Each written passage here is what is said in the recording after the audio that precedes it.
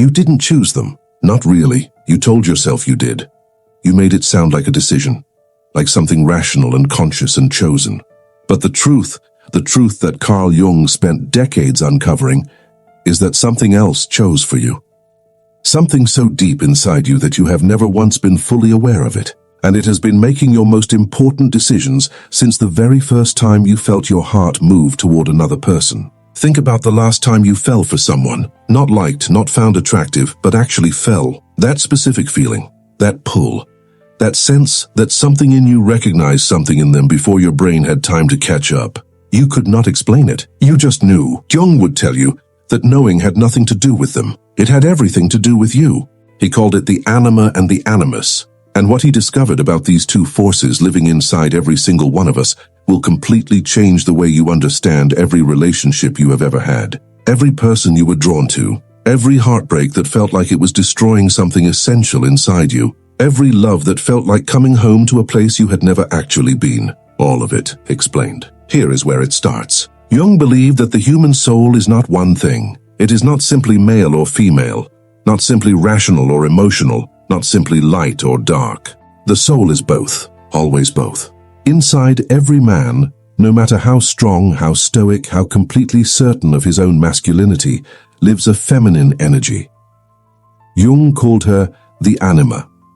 She is the part of him that feels deeply, that dreams, that reaches toward beauty and connection and meaning, that cries at things he cannot explain and wants things he cannot name.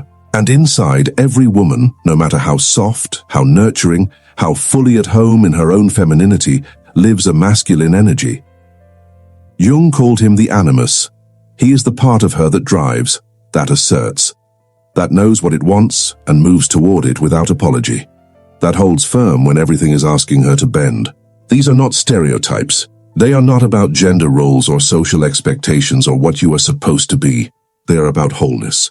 They are about the parts of yourself that your soul carries quietly, the parts that do not fit neatly into who the world told you to be, waiting to be acknowledged. And here is where it gets personal, because most people never acknowledge those parts. A man who was raised to believe that sensitivity is weakness learns to push his anima underground. He buries the part of him that feels too much, that needs connection, that is moved by beauty and hurt by cruelty. He locks it away and calls it being strong. A woman who was raised to believe that ambition is unfeminine learns to silence her animus.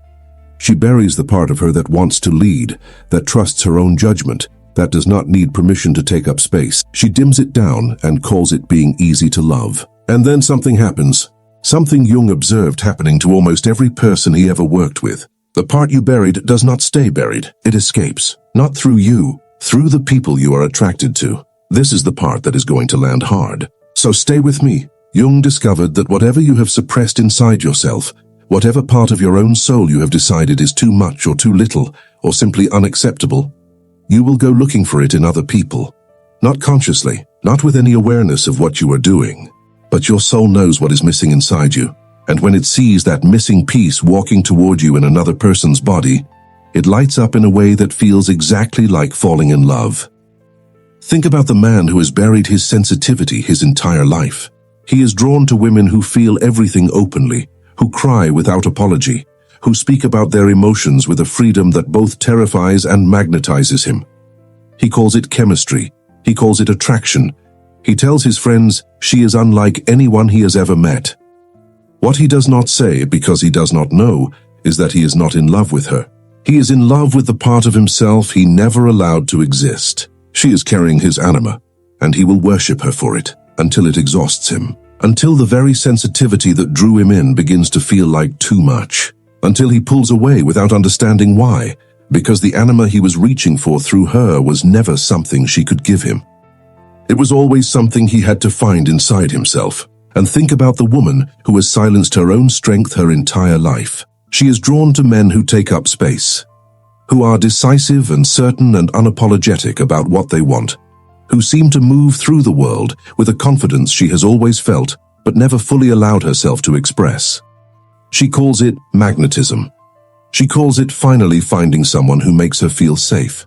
What she does not say, matter because she does not know, is that she is not drawn to his strength. She is drawn to her own. He is carrying her animus, and she will build her entire sense of security around him, until the day something shifts and she realizes she has been outsourcing to him a power that was always hers, and the relationship that once felt like safety begins to feel like a cage. This is what Jung meant when he said that we do not fall in love with people. We fall in love with projections. We take the unmet, unseen, unexpressed parts of our own soul, and we place them onto another person. We see in them everything we have refused to see in ourselves. And we call that love. It feels like love. In the beginning, it always feels like love. But it is not love, not yet. Real love, the kind that actually lasts, the kind that grows rather than collapses, the kind that makes you more yourself rather than less, can only begin when the projection ends. When you stop needing the other person to carry the parts of you that you have not been willing to carry yourself. And that is the hardest moment in any relationship. Not the first fight, not the betrayal, not even the goodbye. The hardest moment is the one where you realize that the person you thought was your other half was never meant to complete you. They were meant to show you what was missing inside yourself. And now you have to go find it. Jung watched this happen in relationship after relationship. The initial magnetism, the overwhelming pull, the feeling of having finally found the one person who understands you without words. And then, sometimes months later, sometimes years, the slow unraveling. The things that once felt magical beginning to feel irritating. The sensitivity that once moved you now feeling like emotional labor. The strength that once felt like safety now feeling like control. The confidence that once made you feel chosen now making you feel invisible. You did not fall out of love. The projection simply began to crack. And when a projection cracks, when you start seeing the actual person rather than the soul image you placed over them, one of two things happens. Either the relationship ends, because it was never really about them, or something far more rare and far more beautiful occurs. The projection falls away completely, and you meet each other for the first time. That second possibility is what Jung believed genuine love actually was. Not the electricity of the initial projection. Not the intoxicating feeling of being seen by someone who is really just reflecting your own unacknowledged soul back at you, but the quiet, grounded, deeply conscious choice to love the actual person standing in front of you. Their wholeness, their contradictions, their darkness and their light, the parts that do not fit the image you had of them and the parts that exceed it. The real person, not the dream. And Jung said that this kind of love, real love, conscious love, requires something that most people are never willing to do.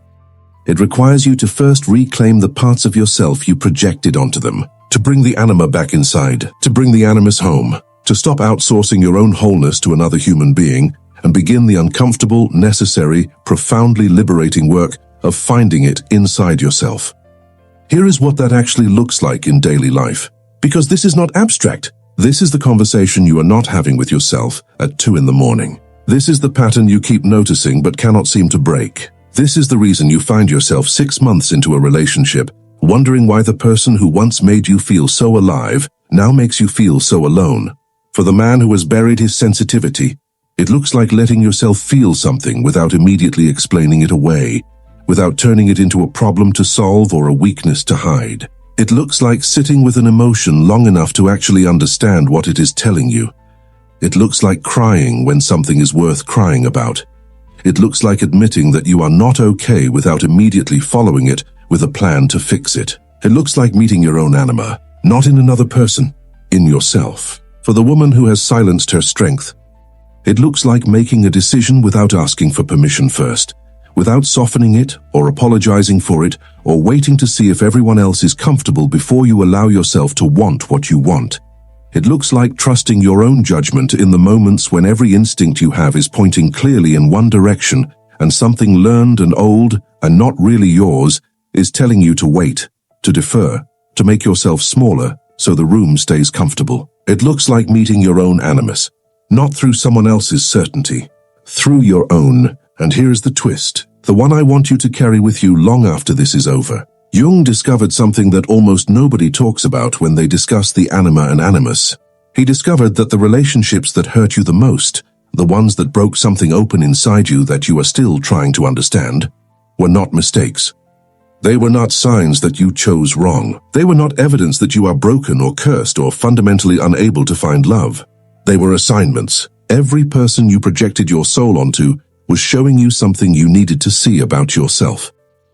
Every heartbreak was the projection shattering so that you could finally stop looking for yourself in another person and start looking where you should have been looking all along, inside. The love that destroyed you was trying to build you. The relationship that fell apart was falling apart in exactly the right places. The person who walked away was not taking something from you. They were leaving behind the part of you they had been carrying. And that part, the sensitivity you buried, the strength you silenced, the wholeness you outsourced to someone else's body, it is still there, waiting. Not in the next person you fall for. Not in the relationship that finally gets it right. In you. It was always in you. Jung spent the last years of his life returning to one idea more than any other, that the soul is always moving toward wholeness. Not happiness, not comfort, not the absence of pain. Wholeness. And sometimes, most of the time, if we are honest, the path toward wholeness runs directly through the center of the things that hurt us the most. Through the love that did not last. Through the person we could not stop wanting who could not find a way to stay. Through the relationship that showed us in its breaking exactly which parts of our own soul we had been refusing to carry. That is not tragedy. That is the soul doing its work. That is the Anima and Animus. Those deep, patient, absolutely relentless inner forces, pulling you toward the only wholeness that has ever actually been available to you. Your own. So the next time you feel that pull towards someone, that overwhelming, inexplicable, completely irrational sense that this person was made for you, do not just feel it. Get curious about it. Ask yourself, what am I seeing in them that I have refused to see in myself? What part of my own soul am I reaching for through them? What would it look like to stop looking for it out there and start building it in here? Because the love you are searching for in other people is real. It exists. But Jung spent his entire life pointing toward the same quiet, radical, life-changing truth.